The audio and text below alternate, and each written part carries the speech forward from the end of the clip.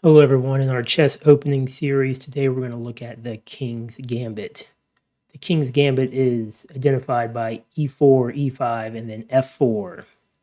Then there's a lot of variations that happen after that. We'll be looking at about 10 of them in today's video. The King's Gambit is one of the oldest documented chess openings. It was played for hundreds of years, even at the highest levels of the time. But then, as you can see on the board, it leads to some very strange positions relatively early on.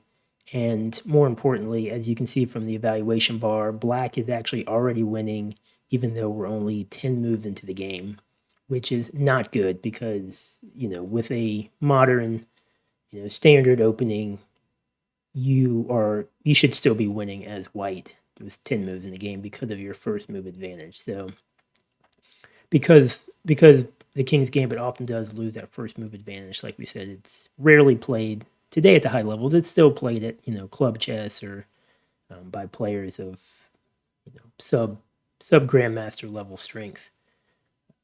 In this position, again, black is already up. 1.6. That's not pretty. In this case, white has gambited some pieces, so he's maybe hoping for a super interesting attack, but the chance of it materializing is so-so. Okay, let's look at some other ones. These are all King's Gambit accepted, which means that the pawn on f4 gets taken, and then that g4 push is often what gets the white player into trouble. I used to play the King's Gambit a lot when I first started playing chess.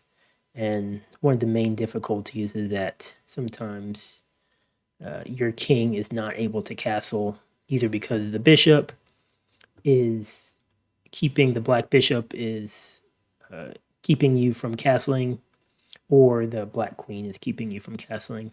And so then your king gets stuck in the middle of the board, which can lead to all sorts of problems. So with all of those negatives, why would anyone play the King's Gambit? Well, it can, since it's not played very often, it can get you into some interesting positions. If your opponent is not ready for it, then maybe it'll throw them for a little bit of a surprise. Or if it's just a blitz game and it doesn't really matter, then you can just have some fun. Because sometimes it will lead to some very interesting attacks, and you can get an early advantage, especially if your opponent isn't familiar with it.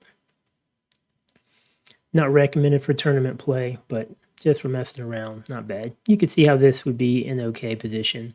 And the evaluation bar says it's even. You could picture knight taking, bishop, pawn taking back, grabbing that bishop, and then, that's a perfectly acceptable position. Okay, let's keep going here. E4, E5, F4. This is called the Falkbeer's Gambit. Falkbeer, this is a Falkbeer accepted because you take, and this is where the opponent pushes E5 and then D5 in response to the E4 and F4 push. And the arrow just shows what I mentioned a little bit back, where this bishop is cutting off this diagonal. So now castling for the white pieces is going to be tough, and you might have your king stuck in the middle. Okay, this is another Falkbeer counter gambit. So this is sacrificing some pawns in the middle, and then you can get, again, some interesting positions, but you have to they're pretty spicy, which is why this was the type of chess that was played a long time ago, is because people used to play more. It was very tactically interesting, but it was more technically incorrect, if you will. Like, the computer did not always like how people played a long time ago. So in these couple of examples, we're looking at the King's Gambit declined, and that just means that black does not take the pawn on f4. And this one you can actually get some pretty good positions with. If they don't bother taking that pawn and you can support underneath it, like the position we're looking at now, white is still winning 0.3, which is on par with a normal opening, where white has just kept its first move advantage. But yeah, totally playable game. You could see continuing from this. Okay, we're gonna look at two more.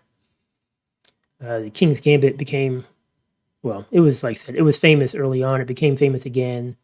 In Bobby Fischer's day, he wrote a sort of an article about how it was a terrible opening and it was totally unplayable, and that helped it fall out of favor. But let's see. Oh, in this position, yeah, this is very well. The evaluation bar says it's equal, but you can see how this could get really spicy.